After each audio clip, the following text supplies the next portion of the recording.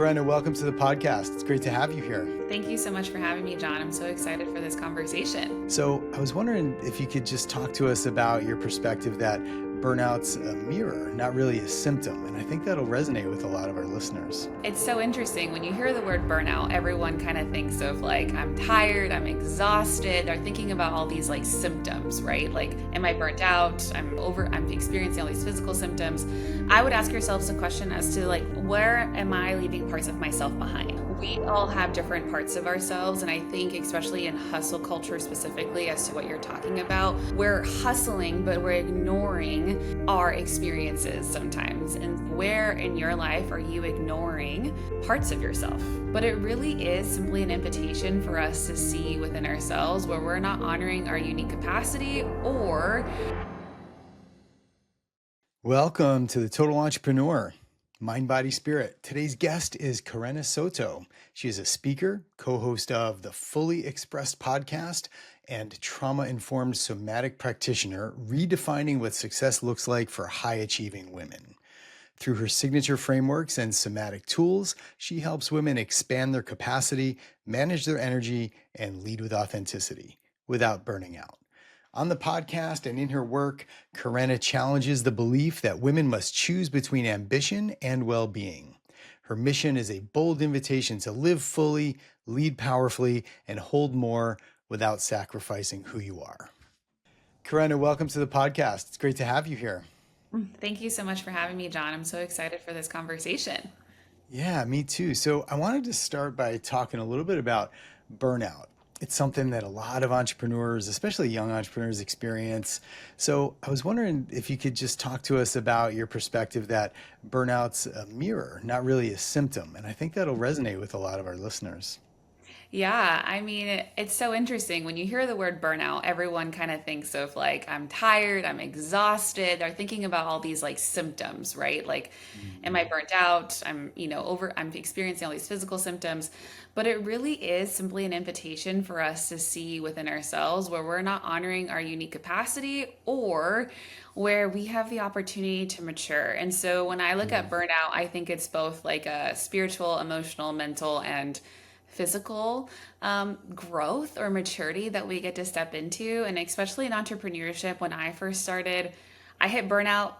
I think a lot of us hit burnout, but there was a lot about entrepreneurship that I didn't know. And there was a lot of me dishonoring myself Mm. and doing things because of how I thought was going to make me successful, or the way that entrepreneurship works for everyone, right? Like you saw all these people doing it, right? And so I did it in that way. And then, Mm. yeah, it just ended up being a mirror back to me of to where I was immature or where I wasn't fully developed or where I was being invited to expand, not necessarily walk away or run away, which a lot of people think about burnout as like, okay, maybe I shouldn't be doing this. Yeah, so let's break that down a little bit because I find that super interesting. And I think most experiences we have in life are probably mirrors, right? So, if you're feeling burnt out, it's showing you something about yourself, right? Mhm. Yeah, so let's dig into that because I find that super interesting. So you've got an entrepreneur who's getting started. They're watching all the clips and podcasts about hustle culture and grinding and ghosting everybody so you can work on your startup and all this, right? And now they're burnt out. So, but how is that a mirror, right? Like what should they be looking at inside of them to get at that? Yeah. I would ask yourselves a question as to like where am I leaving parts of myself behind? So Mm. we all have different parts of ourselves. And I think, especially in hustle culture specifically, as to what you're talking about, we're hustling, but we're ignoring our experiences sometimes. And Mm. so I believe that each individual person on this planet has a unique capacity. And when I think of capacity, capacity isn't the amount of time that you have on your calendar. Capacity is the ability to be with stress, life, entrepreneurship. And so I think when you step into entrepreneurship, you are going way beyond your capacity, which is stretching you way too thin, Mhm. versus learning how to honor your capacity and expand yourself in ways that so you don't burn out. And so the reason it's a mirror is because I would ask you the question is like, where in your life are you ignoring parts of yourself? Or are you Mm. suppressing parts of yourself? Or are you abandoning parts of yourself. Now you're into your internal world as to like, okay, where am I leaving myself behind in this process of hustle culture, grinding, pushing really hard, isolating, just to be able to build your business, your passion, whatever you're creating. Yeah. Is your experience that people are doing all this hustling and grinding and burning out because they think by doing that they'll be happy, and then after that they can take care of themselves? Because that's what I find. So I was just kind of interested in your observation on that. Yeah, I mean, I'd love to know a little bit about yours. So tell me about your experience with that before I answer. So yeah, I work with a lot of young entrepreneurs, student entrepreneurs, and it seems like they go all in on their startup because they feel like that's what they have to do, right? That's what they've been told to do. They buy into the hero worship, and they think, well, once I hit this milestone, I'll be successful. Once I'm successful, I'll be happy, and then I can take care of myself. But it almost seems like that's backwards. Mm, yeah. That's I my also that's my experience. Yeah. Yeah, I agree with that. And I also like I would ask like the bigger questions as to like what are they trying to prove to themselves, or like where is like almost deeper into like where which parts of them are attaching to like this thing is going to give me the freedom, or this thing is Uh, going to give me the fulfillment. I think a lot of the times, I mean, especially in early entrepreneurship, you put so much pressure on yourself to make this work. And then I would ask the bigger question is like, well, what if this thing fails and you don't make it work? And you don't get to a place of mhm. fulfillment. And what I have realized in entrepreneurship, especially when it comes to burnout, is like us individually, we are the life source of our business, right? We are the thing that gives it pulse. Mhm. And if we're not Yeah. taking care of ourselves, then what's the point, right? This thing that we're Right. creating, we won't be able to sustain it. And what we have to realize is that the patterns or the habits or the way that we relate to our business early on, if we continue that for a long time, it's going to end up doing us a disservice, because then when you do get to the place, let's say, of success, I'm like, are you going to continue to relate to your business in the same way? Did you set it up the same way? And so, again, I would ask like the bigger question and thinking about like, okay, knowing that you are the life source to your business, you're the thing that gives it pulse. How can I make sure to show up in a way that I can sustain what I create? And that means also enjoying life and making sure that you're healthy physically, mentally, spiritually, emotionally, at the beginning of your business or entrepreneurship journey. And I think if you build with that foundation, you will get to a place where you have the success and you can have the fulfillment at the same time, right? What's success without Mhm. fulfilled? Yeah, no, exactly. It's almost like you can skip all that stuff and choose to be happy now and then work on the success, right? Or like let it just come. So let's Mhm. talk about you for a second. So how did you get to this point where you where you realized all of this? Was there a personal turning point with burnout? And what did that reflect back to you? Yeah, I mean, I feel like I've had my own phases of burnout. My first phase was when I had like really kind of got hit with like more of like chronic illness, and exa- to the point of exhaustion, to where my hormones were imbalanced, gut issues, headaches, migraines, and I worked on that Mm, with a naturopath from a nutritional standpoint, and I got better. But it wasn't until 2 years later where I joined and got my somatic certification, which somatics is the ability to do soma through the living body. So imagine doing your mhm, transformation through the body, not just your mind. I believe that mhm, we need both, right? We need the mindset, but we also need to get on board with our bodies, on board with the change. mm, As a little small statistic, when you do transformation through the mind, you have a 20% chance of transforming. But when you do it through the body, you have an 80% chance of transformation. And mm, that really means getting all parts of you and your body on board your transformation. But in short, during that time of me going through that certification, I realized how exhausted I was and mm, how I was ignoring different parts within me and how I wasn't giving space for the parts of me to express themselves. I was just suppressing the parts of me in order to show up in a way that I thought I needed to show up in to be successful, to receive the success, the fulfillment, which kind of ties into everything that we're talking about here. mhm. So did you just realize this on your own and you decided to follow this path, or did you have somebody, kind of shake you a little bit and said, "Hey, Karenna, you need help here," or how did this happen? Yeah, I will say, I don't think I've ever had anyone really call me out on like, Karenna, you're burning out. No one has ever Hmm. really called me out on Okay. that was something that I had to come to on my own. I Hmm. think it came through like the inner work, the ability to know inside of me, like how I was operating or how I was ignoring myself really gave me the clarity as to like, wow, I'm suppressing so many parts within me in order to show up a certain way. And I came to that conclusion.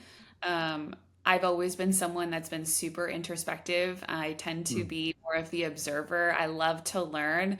And I think in my own journey, being able to experience these things, I think we all have a journey on how we get there. I got there and I also got to a place where I was like, I just don't want to live my life this way. I want to feel connected. I want to feel like I have life, I want to feel Yeah. alive in my business. I don't want it to feel like a burden. I don't want it to feel like something I have to do. I want it to feel like something that I love, that I want to create. And so, what does that look like? That means taking care of myself as the foundation to everything else in my business, my life, my relationships, because we don't just have our businesses, right? We have so many things outside of business that are also consuming and being a part of our energy. Right. I say it all the time. You're a human first, and then the business follows that. Right. Yeah. So, I mean, nobody's perfect, and none of this works 100% of the time. So you probably, I mean, I'm guessing anyway, that you still feel burnout or feel like you're going down that path once in a while. So what are the signs you look for in yourself, and then how do you make these self corrections? Yeah, so I consider these the burnout warning signs.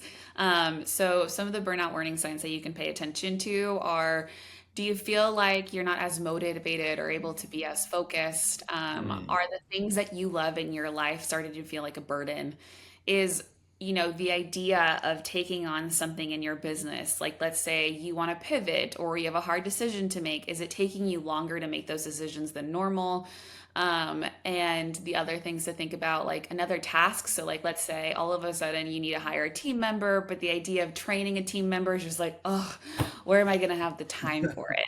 Yeah. Where am I going to have the capacity for it to do that? And those I think are really great things to pay attention to.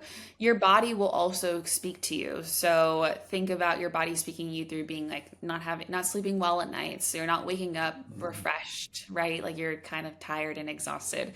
Maybe you're getting a little bit more sick than normal. You're experiencing Mm. headaches.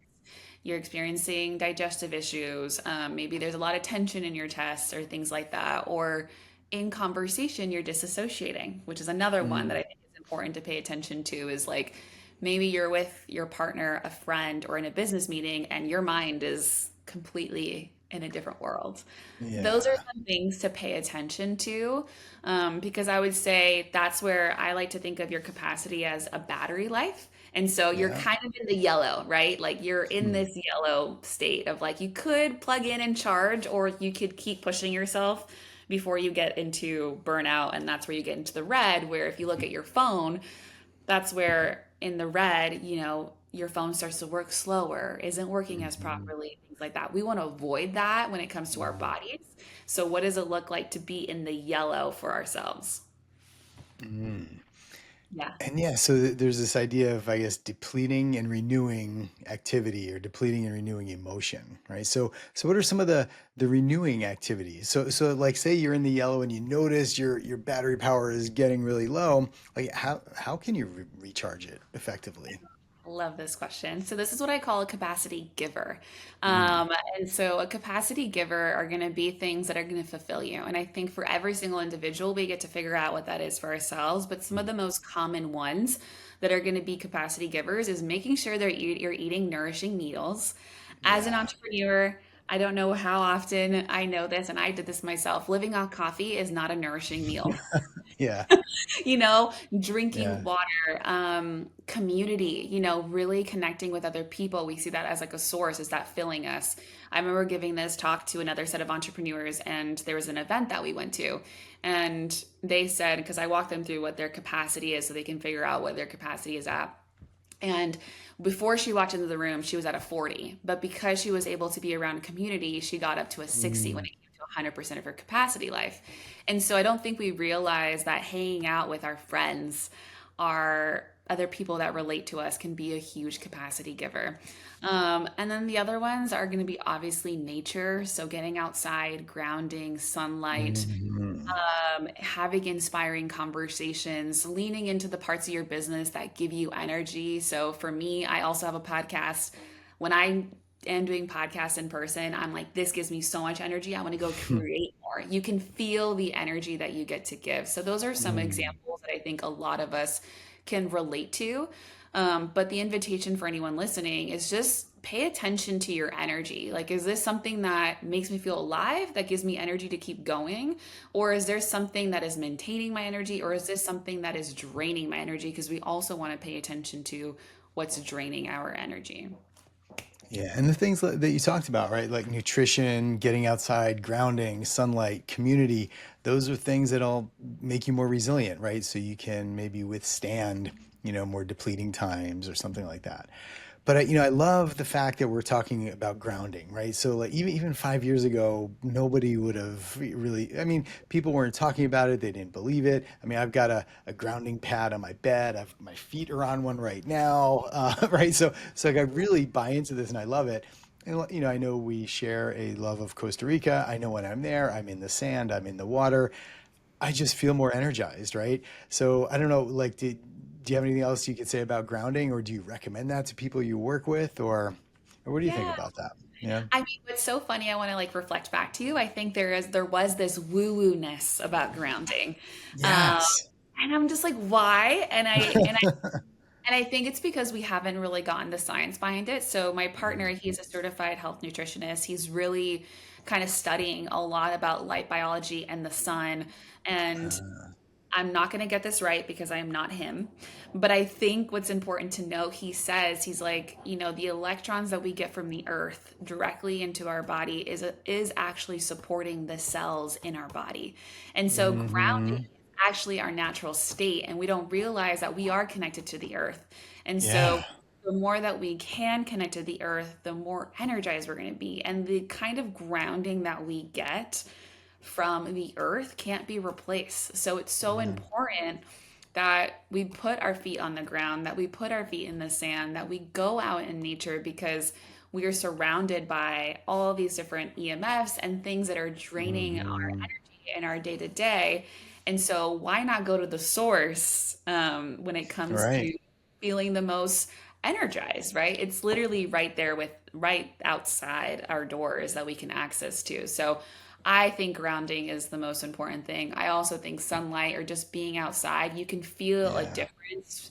I think as an entrepreneur, it's so easy to get locked up behind your computer and getting stuff done and being behind a lot of blue light, which, it's necessary. We can't Hmm. avoid that in this digital age, but how can we sprinkle in more time outside?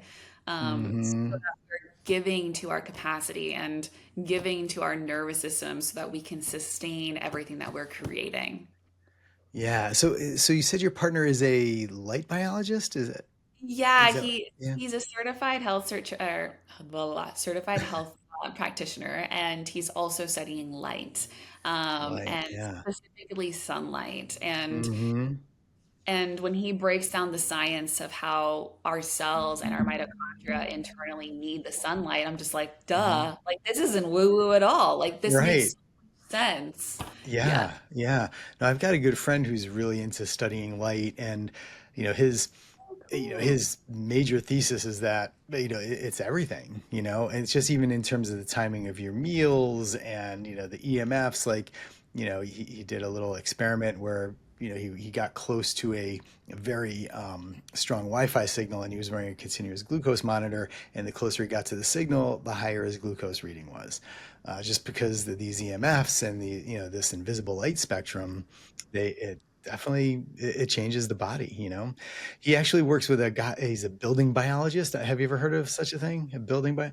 So yeah, they go in and they've got a little meter, and they read the electromagnetic signatures like next to your outlets and this sort of thing. And so I bought one, and I was shocked to learn that the outlet, next to my bedside table was just spewing out all this dirty electric energy, which was obviously affecting my sleep. And that's one of the things we didn't talk about earlier. Like, we talked about nutrition and community and all the things we know are good for just your own health span and longevity, right? But they're also obviously good for resilience. But yeah, sleep, of course, the first pillar. But yeah, you've got to get that good light in the morning. You've got to avoid blue light in the evening, and yeah, I find that super interesting. So yeah, I like that. I like that he's studying that. That's cool.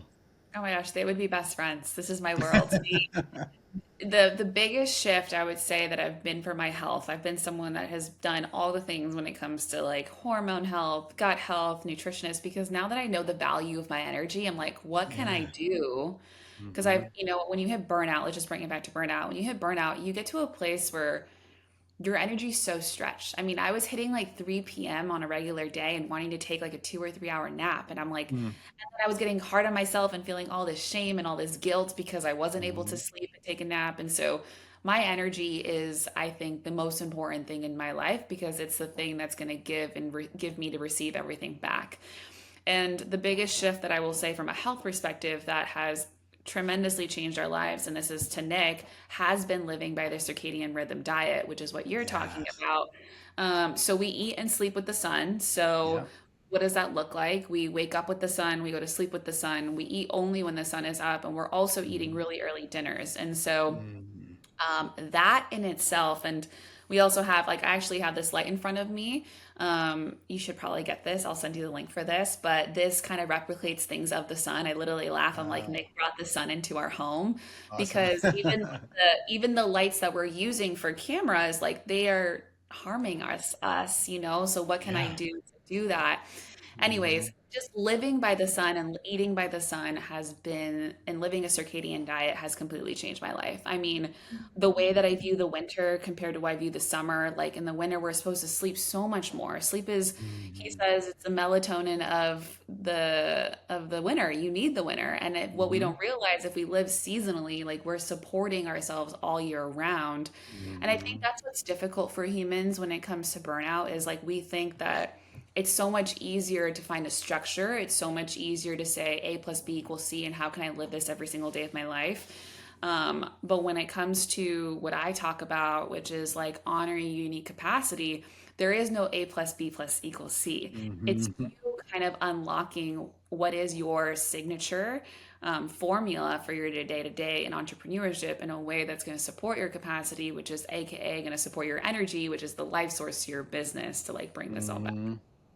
Yeah, I mean that's one of the beautiful things about entrepreneurship is that you can work when it works for you, right? You're not stuck into a 9 to 5 scenario, right? So if your circadian rhythm is different than a 9 to 5 job supports, you can lean into that and do that. But I agree with you. I eat dinner super early. Same. I'm that annoying friend who asks for the 4:30 or 5 o'clock reservation if you want to go Okay. out, or something like that, right? But it's so like I know like I always had trouble with my REM sleep, right? I wear an Aura ring and I was tracking it. I'm like, why aren't I sleeping that well? And I start managing my light exposure, my EMFs, and my meal timing, and now all of a sudden I'm killing it with my REM and my deep.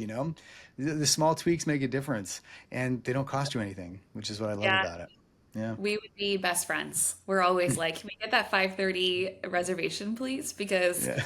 that makes Yeah. me think about it from a digestive standpoint. The later that we eat in the day, our bodies think that they're supposed to be awake, and then so Mhm. we're trying to go to sleep and our body's trying to digest when it's actually at sleep time where that's our time to heal, for our cells to recuperate, to do other things to give us the sleep that we need. Like sleep is so important when it comes to our energy and our output for each day.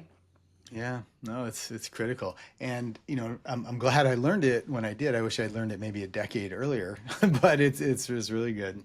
Yeah. Same.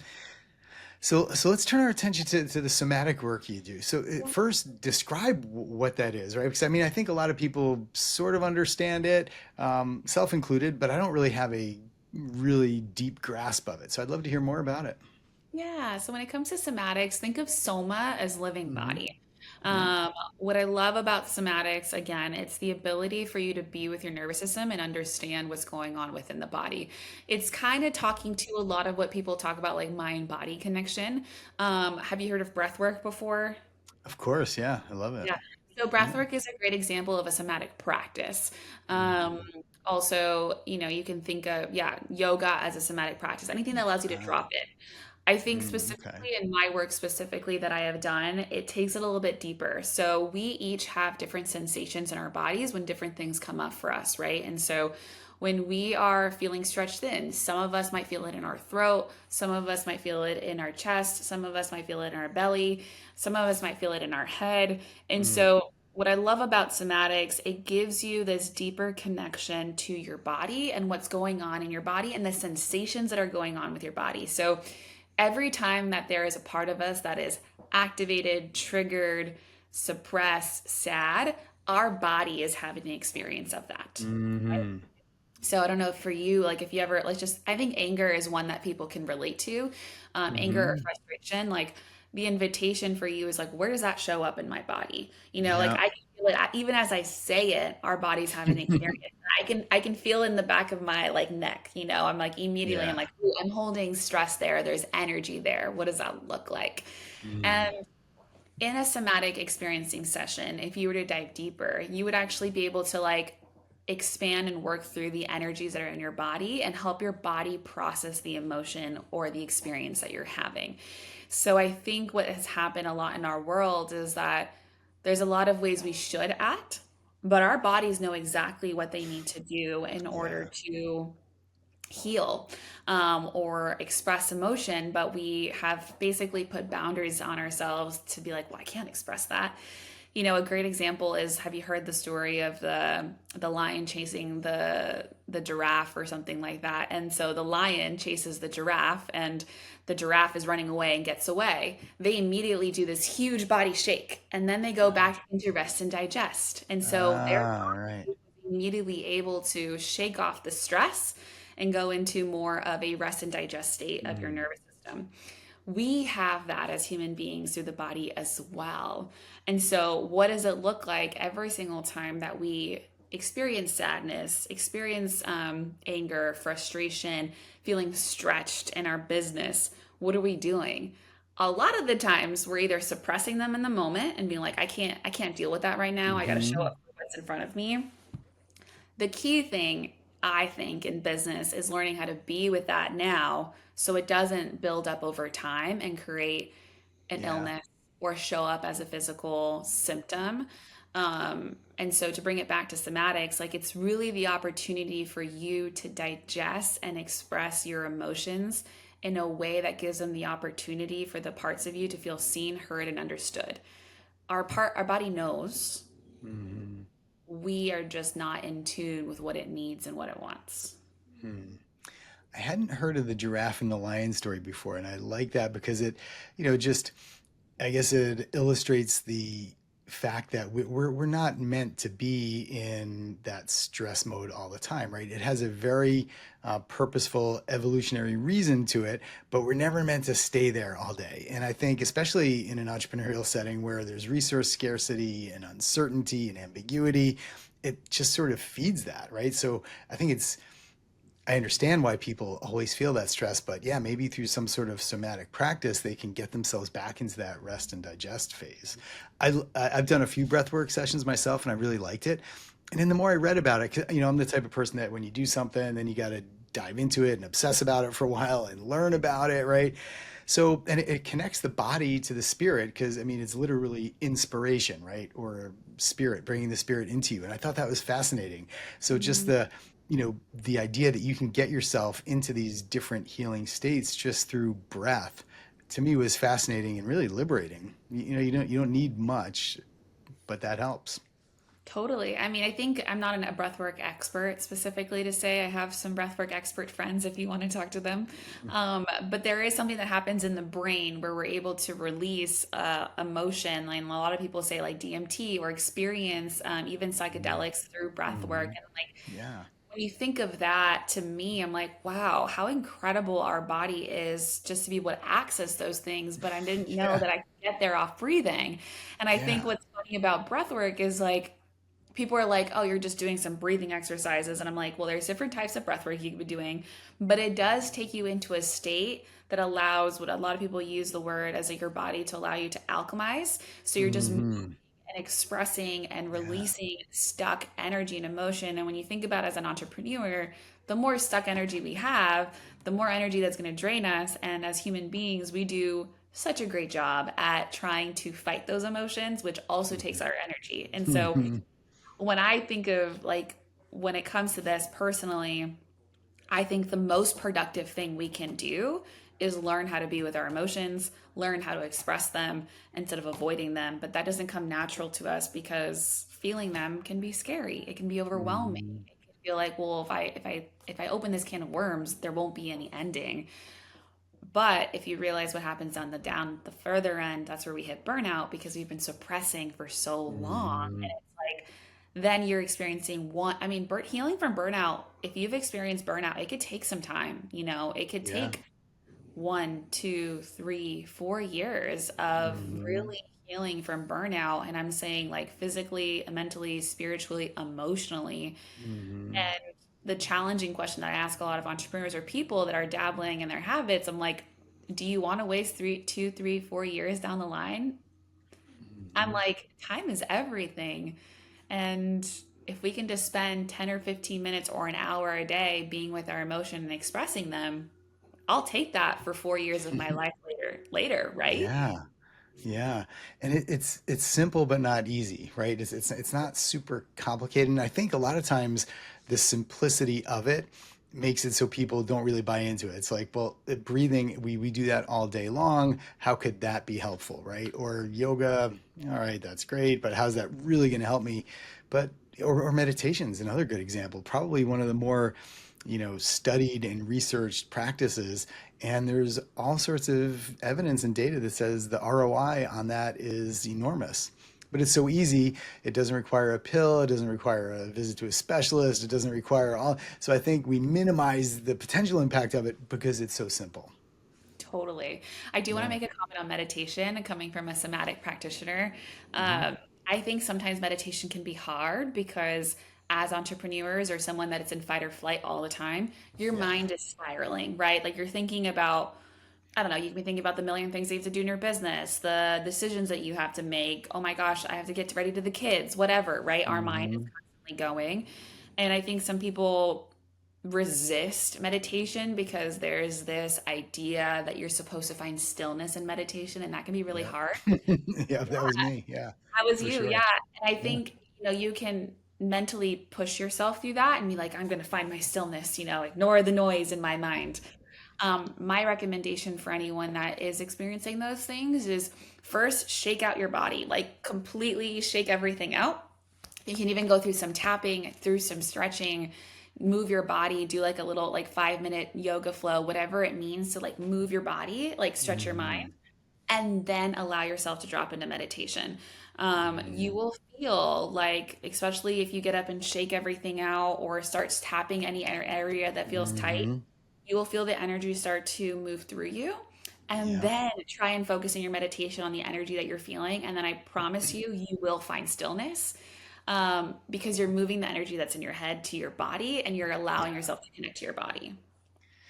Absolutely. Anytime I meditate now, I always do a heart coherence. I don't know if you're familiar with heart math, but I'm a heart math practitioner. So, yeah, it's basically the connection between your heart and your brain and getting that into coherence. And the idea is that your heart sends way more information to your brain than vice versa. And if you get into a coherent heart rhythm, I mean, one, that's you can measure that from 3 meters out and you can affect somebody else's heart rhythm. So that's kind of interesting. But I get into a coherent state, then I do my meditation, and it's just so much more effective for me. Oh, I love that for you. I'm like, you got to tell me Hmm. more about this heart uh, practices that you do. I feel like that is so cool. Yeah, heart-centered breathing is one, quick coherence. But there's a whole scientific institute on it called the Heart Math Institute. Yeah, you should check that out. It's a super cool. For me, it could be just because it's science based, right? There's a lot of data, and like when you walk into a room and you could feel the vibe, like you are literally feeling the vibe. It's the electromagnetic frequency from somebody's heart, like that you can feel, and your heart kind of gets into rhythm with that, and it's a really cool phenomenon. So Wow, I love this. I'm gonna go look into it for sure, and yeah, I take not tell Nick about that. That is so cool, and it's so true. Like you can feel energy, yeah, um, you can feel where someone's at. You can also feel their state, and I think bringing this back to burnout, like when you step into your room, do you want to feel connected and open, or do you want to feel rushed and all over the place and exhausted? That yeah. energy is so different. And I think the more that we learn to lean into our capacity givers, honor our unique capacity, truly love, live from a place of you are the foundation to your business and your life, the more rooms you're going to walk into that feel more heart centered and heart opened, versus just feeling stretched or running all over the place and disconnected and disassociated. People can feel that. Yeah. Actually, that sounds like an amazing place to end it. That's really good. Thank you.